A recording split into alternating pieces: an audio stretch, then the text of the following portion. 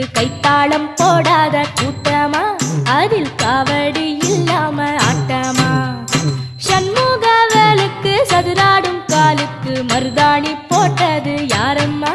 அதில் மஞ்ச நீர் ஊற்றியே வேண்டம்மா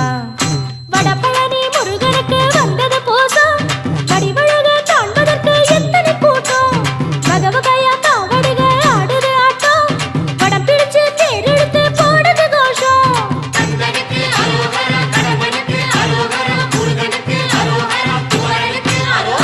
சந்தன பாடுற காவடி சிந்துக்கு கைத்தாளம் போடாத கூட்டமா அதில்